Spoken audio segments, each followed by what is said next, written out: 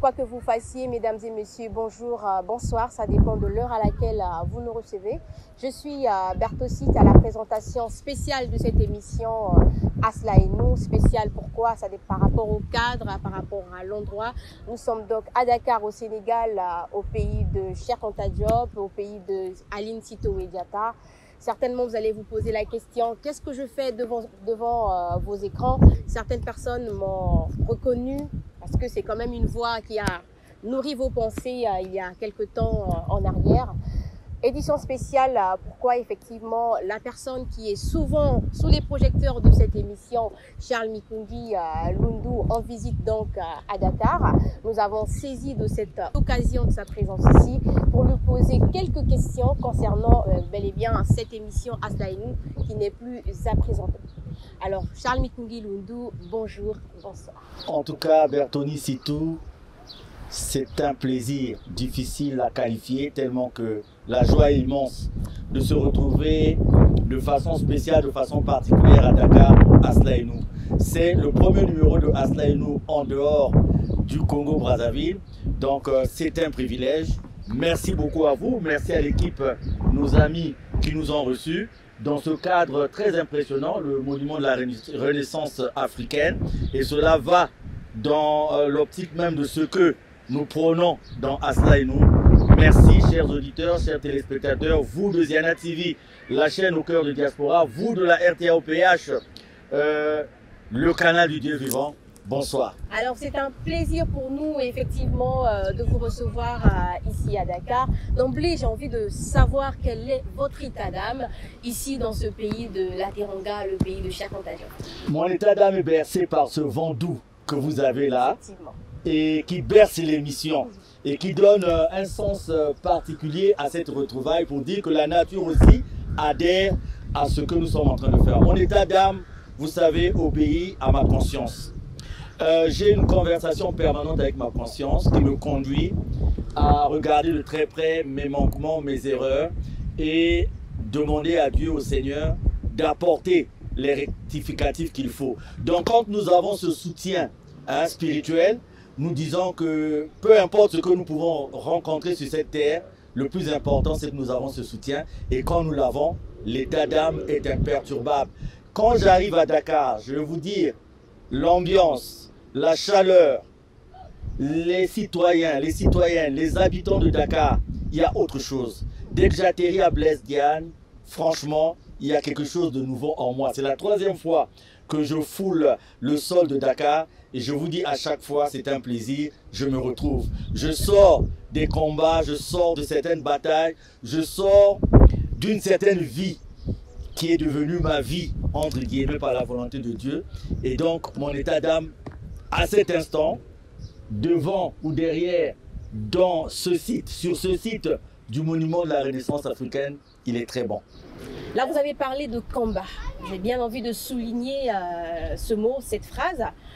Mais avant de parler donc de Asla et nous, cette émission, j'aimerais bien poser quelques questions concernant l'association Le Zolo Amoureux au PH. Donc votre vie qui est attachée donc à cette association. Cette association aujourd'hui traverse une période assez compliquée, une période assez tumultueuse.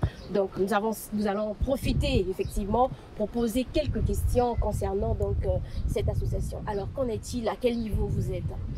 Nous vivons l'insolite sur un plan physique, sur un plan terrestre sur un plan humain, nous vivons l'insolite. Mais sur un plan spirituel, nous sommes heureux parce que ceux qui nous ont précédés ont vécu la même chose. Alors, insolite pourquoi?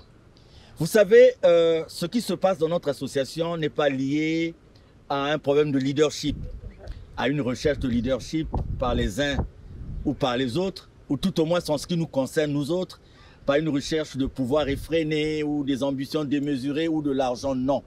Et je pense que ceux qui nous suivent, parce que nous passons sur les médias, quelque chose, malheur est bon. Aujourd'hui, l'association est connue, particulièrement parce qu'il y a eu ce conflit, parce qu'on en a parlé. Et ma personne, ma modeste personne aujourd'hui est connue aussi, parce que j'ai été amené à être connu. Alors, insolite, parce que simplement, des choses simples, des choses compréhensibles, même par le dernier de citoyens qui n'est pas allé à l'école. Des choses sont compliquées. Pourquoi? Parce que nous avons un regroupement de personnes liées par des intérêts qu'ils connaissent, qui utilisent le trafic d'influence, les relations et l'argent pour chercher à transformer un mensonge en vérité, pour chercher à donner à une situation qui ne doit pas exister un semblant d'existence. En mots simples et en français facile, vous avez un monsieur qui se lève un matin, qui engage une association qui ne lui appartient pas, qui engage une association qui a un président fondateur et de ce président fondateur, il n'a reçu aucun mandat pour engager cette association.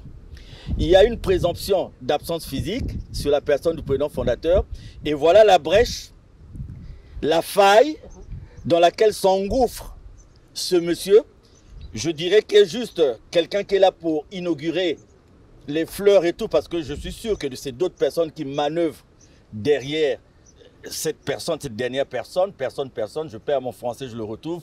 Je vous dis que le français n'est pas ma langue maternelle, donc souffrez que de temps en temps, que je me perde dans le français et ça ne sera pas un mal. Alors donc, vous avez l'association Luzolo Amo, parce que ce que je voudrais dire aux téléspectateurs, vous faites bien, avant de rentrer dans le thème, le bilan de Asselin, vous faites bien de me poser cette question. L'association Luzolo Amo OPH n'a qu'un président fondateur qui s'appelle Guy-Émile Loufoua Setikwabo.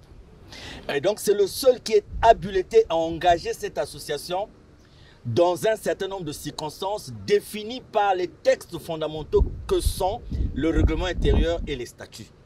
Et donc si quelqu'un engage l'association en son nom, cette personne doit prouver qu'elle a en sa possession le mandat par lequel le président fondateur l'engage. Or, vous savez, un monsieur, on le prend. Qui le prend? Certaines personnes qui savent pourquoi ils le font. Et comme les textes de l'association ne permettaient pas à ces gens de faire comme un hold-up sur l'association, vous avez ce monsieur qui s'est levé et a commencé à changer les textes fondamentaux, a commencé à changer même la doctrine, a commencé quand les gens se sont levés. Parce que quand il le fait, il se retrouve en face de près de 40 000 personnes, 40 000 associés. Cette association est régie par la loi de 1901. Donc il se retrouve en face de plus de 40 000 associés qui disent non. Qu'est-ce que tu es en train de faire? Et tout ce qu'on lui a demandé depuis là, tu peux faire ce que tu fais, mais comme tu prétends le faire au nom de Guy-Émile Loufoua Setikwabo, tu nous produis le mandat par lequel il te donne cette latitude, il t'accorde cette latitude. Maintenant, si tu trouves que physiquement il est mort, mais il faut le dire aux gens qu'il est mort. Et à partir de cet instant, vous n'avez pas à traficoter, à boutiquer. Mais là aussi, il y aura un sérieux problème parce que sur une conception spirituelle, ce problème de la mort entraîne un débat qui, en fait, est facile pour ceux qui sont rentrés dans l'association et qui ont accepté les enseignements de Guy-Émile Loufoua Setikwabo de leur libre et propre volonté. Voilà ce monsieur qui a traîné des milliers d'associés dans les tribunaux, dans les administrations. Et on ne prend pas la peine de lui demander en vertu de quoi tu engages l'association. Parce que dans la réalité, l'association qu'il prétend diriger lui aujourd'hui n'est pas l'association de Guy-Émile Loufoua Setikwabo. Donc il peut être là où il est, mais sans pour autant entraîner les gens. Et vous savez, ce n'est pas politesse, c'est par esprit républicain que les gens répondent. Parce qu'on dit, bon, on nous appelle à tel endroit, on répond parce qu'on a la force. Parce que quand on sera devant ceux qui nous ont appelés, on posera une question simple. Le monsieur qui nous appelle, il est d'où? s'il nous appelle au nom de Guy-Émile, la première des choses, c'est d'exiger le mandat. Donc, vous voyez, c'est des choses tellement simples. Les gens ont voulu mettre l'argent dedans, les gens ont voulu mettre les relations dedans, les gens ont voulu mettre le trafic d'influence. Et ce qui a réduit même des gens qui ont appris, qui ont eu des doctorats, ça les a réduits à néant. Parce qu'au lieu d'avoir la considération de la justesse, ils sont allés dans des considérations subjectives. Et je dis, madame la journaliste, il faut laisser le temps au temps. Vous savez, le récépissé revendiqué par... Donc, il faut laisser le temps au temps. Où est-ce qu'on en est aujourd'hui? On en est comme au temps de la Bible. Aujourd'hui, Jésus crucifié et tout le monde était content. Ils ne savaient pas qu'ils avaient crucifié Dieu. Ils étaient contents, ils ont crucifié Dieu avec l'aide du pouvoir romain. Et ils étaient contents. Mais aujourd'hui, où est-ce que nous en sommes? Donc, le temps est un juge infaillible. Moi, j'ai l'habitude de suivre une série documentaire sur les chaînes internationales qui s'appelle Les enquêtes impossibles, où vous avez quelqu'un qui a commis un crime et il se dit des années après qu'il est tranquille. Mais la vérité finit toujours par rattraper. Et la vérité finira par rattraper tous ceux qui ont voulu créer, organiser ce hold-up. Et à vous entendre parler, j'ai bien envie de savoir, de comprendre effectivement la position des frères et sœurs. Parce que là, vous avez parlé également de 40 000 frères et sœurs, 40 000 membres de l'association de Zolo-Armand. Quelle est leur position face à cette situation? Mais vous avez la preuve. Ça fait 8 ans qu'on s'acharne sur ce peuple. Et il est toujours actif. Il est toujours motivé. Pourquoi? Mais parce qu'il n'est pas régi par un homme. Il n'est pas conduit par un homme. Il est conduit par Dieu. Moi, je dis... Et on en parlera peut-être un peu plus tard, que l'Église d'aujourd'hui, si elle répond à la volonté des hommes de la terre, cette Église ne représente plus Dieu. Malheureusement, les conflits dans les confessions religieuses aujourd'hui sont souvent motivés par le fait que certaines personnes oublient la vocation véritable qu'elles devraient soutenir pour faire la volonté des hommes de la terre. Et quand les affaires de la terre s'immiscent dans les affaires de Dieu, nous arrivons à ce genre de choses. Vous savez, aujourd'hui, dans le conflit Luzolo, vous entendez des gens dire « je suis l'oncle d'eux, je suis le neveu d'eux ». On ne vient pas à Luzolo avec des titres de neveu d'eux ou de oncle d'eux. On a des titres qui sont bel et bien définis. Et donc, aujourd'hui, madame la journaliste, nous avions récemment une sortie à Dolisie. Vous avez vu la motivation. Nous avions eu en France nos frères et sœurs qui sont allés à Bordeaux. Vous avez la motivation. Et en venant ici, j'ai laissé derrière moi une motivation sans faille. Parce qu'il n'y a pas un texte d'un homme de la terre, un papier qui va agir dans la foi de quelqu'un qui croit. Vous n'allez pas, vous, homme de la terre, prendre un papier et ce papier va avoir une répercussion dans la foi d'un frère ou d'une sœur. La foi est alignée à Dieu.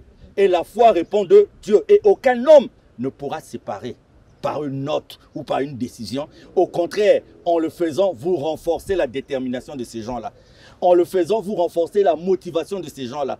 En le faisant, vous renforcez la foi de ces gens qui disent si on s'acharne sur nous, c'est qu'il y a quelque chose de bon en nous. Puisqu'on s'acharne également sur la personne de Charles Mikoundi Lundu, est-ce qu'on peut dire que c'est ça également votre motivation? Mais écoutez, madame la journaliste, vous avez ces gens-là, ils ont le siège social avec eux, Kibossi, au Congo-Brazzaville. Ils ont le siège administratif, rue Delamare, à Brazzaville. Donc, ils n'ont jamais été dérangés par nous. Nous n'avons pas besoin de les déranger. Là où nous sommes, nous expérimentons ce que Dieu dit. Si vous voulez servir Dieu, il faut le servir en esprit et en vérité. Donc, en fait, ils ont déjà le siège social et tout, mais posez-vous la question de savoir pourquoi ils s'acharnent sur nous. Et en ce qui concerne ma personne, je crois que beaucoup se poseront la question de savoir. Vous savez, je vais vous prendre pour répondre, je ne vais pas aller dans les détails, mais je vais vous prendre une image pour répondre à votre question. Vous savez, quand un père voyage et qu'il laisse des enfants, et il a laissé la clé de sa chambre à un des enfants, il y a 12 enfants. Il a laissé la clé de sa chambre à un enfant. Et quand les gens voudront prendre de force ce qu'il y a dans cette chambre-là, les gens viendront et ils ne vont pas s'intéresser aux autres enfants. Ils vont s'intéresser à celui à qui on a laissé la clé. Je ne dis pas qu'on m'a laissé une clé, mais c'est une image que je donne pour répondre à votre question. C'est une image qui donne effectivement, pour répondre à ma question, on va le prendre comme ça. Alors, parlons du récépissé. Tout récemment, nous avons vu des images avec une lettre du ministère de la intérieures au Congo, qui, comme qui dirait, annulerait le récépissé 84-83. À ce propos, est-ce que y a-t-il quelque chose autour? Je crois que c'est insolite, madame la journaliste. Moi, je pense que quand vous êtes père de famille, quand vous repartez chez vous à la maison après une journée de travail, il faut avoir cette fierté de vous présenter devant vos enfants, de dire que vous avez fait quelque chose de bien. Parce que franchement, dans aucun pays au monde, on prend une lettre, une demande manuscrite, on demande un récépissé le matin pour une association aussi grande que l'association Luzolo, et le même jour, on obtient le récépissé. Ça déjà, ça devait pousser tous ces gens-là qu'on entraîne dans ce que j'appelle des manigances, à se dire que s'ils ont fait quelque chose aujourd'hui, ils seront rattrapés par le temps. J'insiste, madame la journaliste, ils seront rattrapés par le temps. Une association aussi grande que l'association du Zoloamo au PH, il y a un récépissé qui est déposé, une demande qui est déposée le matin en manuscrit, et le même jour, le récépissé est octroyé. Vous savez, l'association a son récépissé originel. Le Congo aujourd'hui, il a été Congo lors des indépendances. Et après, il a été République populaire du Congo. Il a même changé des hymnes. Avant, c'était les Trois Glorieuses. Après, aujourd'hui, c'est la Congolaise. Mais est-ce qu'on a changé la date de l'indépendance du Congo? Non. Cette date a été déjà changée. Donc, voilà, le ridicule ne tue pas. C'est pour ça que les gens sont là-dedans. Mais écoutez, c'est spirituel. Moi, je veux plutôt voir le côté spirituel. Et je dis, laissons le temps au temps. C'est cette phrase que nous allons retenir concernant l'association Luzolo Amour au PH, comme l'a su bien dire Charles Mikungi Bindou, laissons le temps au temps, le temps il appartient à Dieu.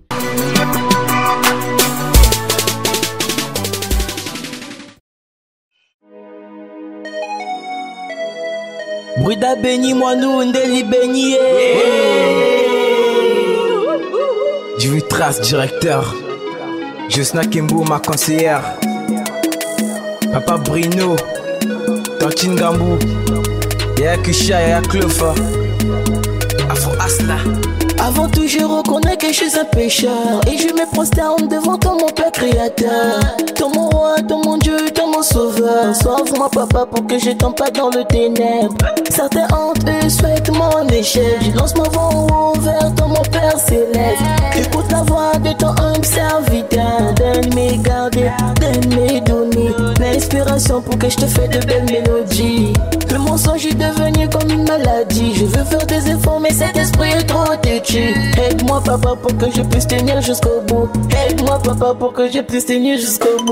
Menjiwe njakomba, menjime yimilwe njakomba, menjime kilwe njakomba, kalunga kulome njakomba, menjiwe njakomba, menjime yimilwe njakomba, menjime kilwe njakomba, kalunga kulome kalmamiye njakomba. Je le devoir de pratiquer ton nom est vidé, faire danser le monde et les enfants du récépissé. 884 par 83, c'est ça mon objectif dans la tête. Le premier jour de la rencontre, moi et Dieu vrai. C'était de ta volonté, Père, aujourd'hui je le confie. Il a commencé à me produire. Je te remercie, je te louerai jusqu'à l'infini. Pendant l'andime, kosalamo salanayo. Le diable comme jalo koloka koko isanga. Bombanga papa, poukalonga ngaite. Batelanga papa, poukalonga ngaite. Je souhaite le jour que tu viendras pour juger. Moi aussi je puisse être parmi ceux qui vont avoir une place dans ton royaume céleste. Vont avoir une place dans ton royaume céleste. Menjiwe njakomba, menjime yimilwe njakomba, menjime kinlwe njakomba, kalunga kulome njakomba, menjiwe njakomba, menjime yimilwe njakomba, menjime kinlwe njakomba, kalunga kulome kalmamiye njakomba.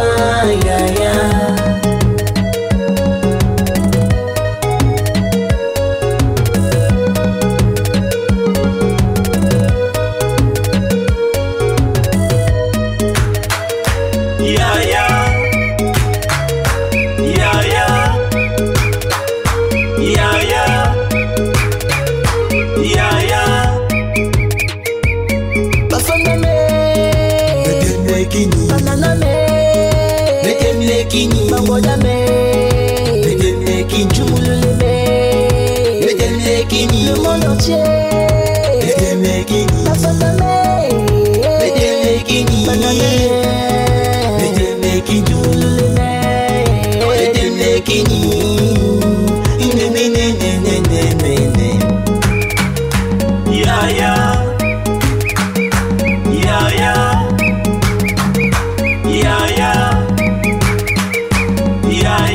Commissaire Pouma du district B, Papa Nzao, le chroniqueur de l'émission Corbel, écho de la joie. Fatou Mbekene ténor, Papa Charles Mikungi, président de la Côte BCI.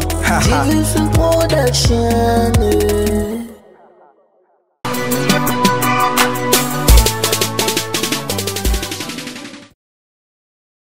Revenons donc dans cette édition spéciale Aslenou, nous allons parler effectivement de cette émission qui n'est plus à présenter, donc l'audience devient de plus en plus remarquable au fil des jours. En passant, j'aimerais bien savoir votre présence ici à Dakar. Qu'est-ce qui vous emmène? Des vacances, des congés, du tourisme? Voilà, donc 3 raisons principales ont fait que j'arrive à Dakar. La première, elle est familiale. Vous, la famille, les enfants.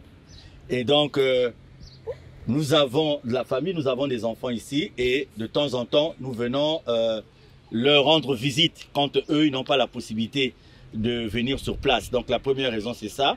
Et la deuxième raison, elle est liée aux affaires. Vous savez, je suis à la tête d'une ONG et cette ONG a signé des partenariats et nous sommes venus pour la concrétisation de ces partenariats. Vous savez, nous évoluons dans le domaine de la santé et ce domaine de la santé a des entrées dans l'éducation et tout ça. Donc, nous venons prendre l'expérience de ceux qui nous ont précédés en la matière pour les amener à notre niveau.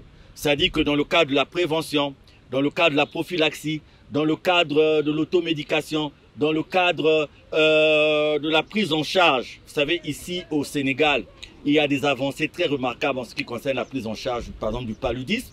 Et nous avons des modèles qui sont adaptés à des communautés. Nous avons les mêmes procédures au niveau du pays, mais nous venons pour prendre vraiment, je dirais, un peu la matière, discuter avec des sachants et aussi faire à ce que demain, qu'il y ait des équipes du Sénégal qui viennent au niveau de notre ONG au Congo partager leur expérience et des équipes du Congo qui viennent. Donc le deuxième motif c'est celui-là. D'ailleurs nous avons commencé à travailler aujourd'hui et il y a aussi une raison dans le cadre de l'association. Toujours on revient à l'association parce que je vais sortir un livre.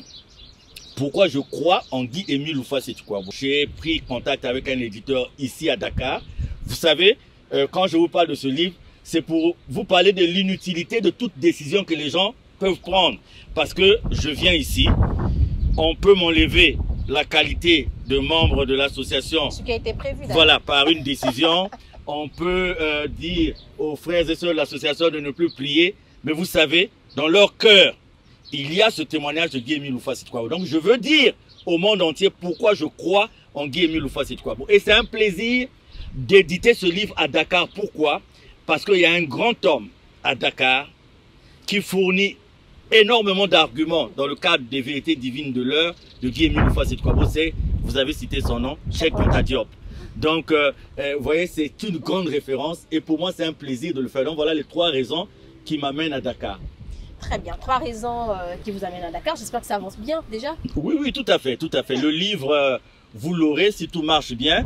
Nous avons quelques corrections à faire parce que vous savez, nous ne sommes pas nés avec le français. Donc, nous nous sommes adressés à un sachant qui est en train juste de regarder les problèmes de français et tout. Et dès que ça sera bon, nous allons rentrer dans la production. Très bien, donc je vous encourage et je vous félicite pour cette belle œuvre. Alors, Aslenou, combien d'années déjà d'existence? Ah, et je salue ici Rodolphe Sir Makosso, le manager de Ziana TV, qui a favorisé cette émission à caractère, je dirais, c'est-à-dire qui est adressée à tout le monde et qui nous a donné donc cette opportunité d'avoir cette visibilité dans le monde aujourd'hui. Et je lui dis merci. Aslenou, oui, désormais une marque. Et nous sommes en train de travailler en recueillant les critiques, les commentaires des uns et des autres pour avancer, pour faire de cette tribune ce que nous avons souhaité faire avec l'aide de Dieu, c'est-à-dire que un partage au-delà des dénominations, un partage au-delà de ce qui constitue encore des frontières entre ceux qui prient. Et nous sommes en train d'évoluer, c'est vrai. Il y a des failles, il y a des manquements, mais nous évoluons. Dans cette émission qui est Asla et nous, généralement vous avez prôné la prière, des thèmes en accord, en connivence avec la foi. Alors au jour d'aujourd'hui, quelle synthèse peut-on faire par rapport à ça? Voilà, pourquoi Asla et nous? Parce que quand nous prônons l'amour, parce que Dieu est amour, nous nous rendons compte que les premiers à aller à l'encontre de cet amour, ce sont les gens qui prient. Vous savez combien de dénominations nous avons en parlant simplement du christianisme? Combien de dénominations nous avons et qui constituent en soi des barrières? Aujourd'hui, le catholique et le protestant et le salutiste et vous savez, il y a des sous-groupes, des sous-groupes, des sous-groupes. Et quand on s'enferme, on arrive à se poser la question de savoir finalement, est-ce que c'est Dieu que nous louons? Est-ce que c'est Dieu que nous glorifions? Parce que en parlant de Dieu, en prétendant parler de Dieu, nous avons créé des barrières. Donc nous avons mis Asla et nous. Pourquoi? Parce que il y a des dogmes, il y a des choses qui sont schématisées et qui ne donnent pas la conscience aux uns aux autres de se retrouver en face de Dieu. Asla et nous, le premier objectif, c'est de mettre l'homme en face de Dieu. De dire qu'il n'y a pas d'intermédiaire. De dire qu'une simple idée, l'homme en contact de Dieu. Et qu'est-ce que Dieu attend de l'homme? Parce que si nous rentrons dans la religion, nous allons trouver qu'à un moment donné, les hommes n'obéissent plus à Dieu, mais les hommes obéissent à d'autres hommes. Nous allons voir aussi que les vocations sont détournées. On crée une église, on anime une église, ce n'est plus pour Dieu. Sur la facette extérieure, on a mis le nom de Dieu, mais dans le fond, ce n'est pas Dieu. Donc c'est pour ça que vous voyez des thèmes dans Asla et nous qui ramènent l'homme devant Dieu. À vous entendre parler, est-ce qu'on peut dire que les hommes et les femmes trahissent effectivement les fondamentaux même du christianisme? Ça fait peur aujourd'hui, madame la journaliste. Moi, je préfère même les pharisiens, les sadducéens et les autres à l'époque qui ouvertement avaient refusé Jésus et sont allés le crucifier. Nous, on fait semblant de l'accepter, mais on le crucifie de plus belle.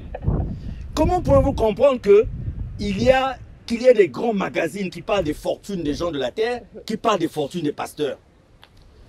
On parle des fortunes des pasteurs, on parle des possessions des pasteurs. Ils ont des yachts. Et si on doit s'identifier à Jésus, par exemple, d'où vient-il, madame la journaliste, qu'aujourd'hui, on a transformé cette piété, on a transformé la vie de sobriété même du Christ pour en faire des affaires. J'ai l'habitude de dire qu'aujourd'hui, vous demandez à un enfant, quel métier voudrais-tu faire dans l'avenir?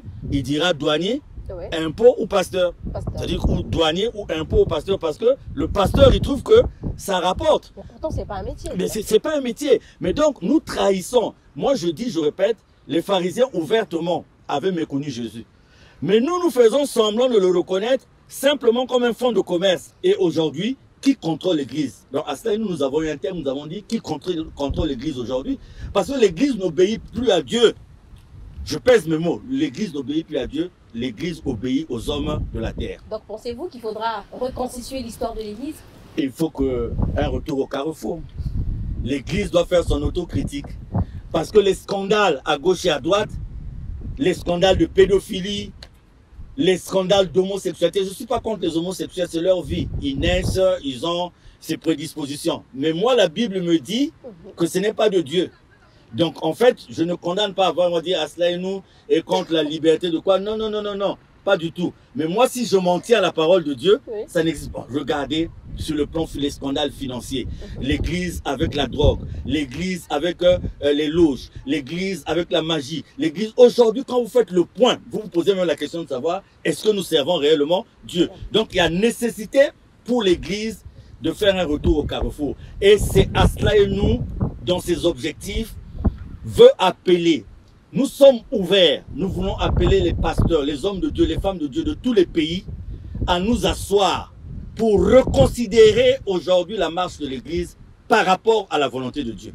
Reconsidérer la marche de l'Église par rapport à la volonté de Dieu. Tout à fait. On pourrait parler d'une renaissance comme la renaissance africaine. Mais c'est pour ça que je disais que le lieu tout indiqué. Est-ce que l'histoire de la spiritualité telle qu'on nous l'a définie aujourd'hui, est-ce qu'elle est la vérité? C'est ça le problème. Nous, par exemple, les hommes noirs, on nous a dit qu'on n'a jamais connu Dieu. Et quand vous venez ici au pays de la Teranga, vous voyez dans les recherches, dans les études, vous voyez des grands hommes sénégalais, des grandes femmes sénégalaises qui se sont penchés sur la véracité de cette histoire. Et donc, vous voyez, moi, c'est un plaisir d'aller dans cette histoire. Et j'espère que ce n'est pas le premier numéro que nous faisons à Dakar, parce que nous allons rentrer dans des sujets beaucoup plus profonds. J'aime ici la liberté qu'il y a ici. Vous savez, vous avez nos amis musulmans. Et je trouve qu'ils expriment mieux l'amour que nous, les chrétiens. Vous savez, il y a un geste qui exprime l'amour chez nos amis musulmans que nous ne pourrons pas faire. Mais vous savez, ils mangent dans la même assiette. Ouais, ça, c'est une grande manifestation de l'amour. Et puis, moi, j'ai un ami aux États-Unis. Quand je lui disais, je veux mettre de l'argent dans un compte épargne, il m'a dit, c'est haram.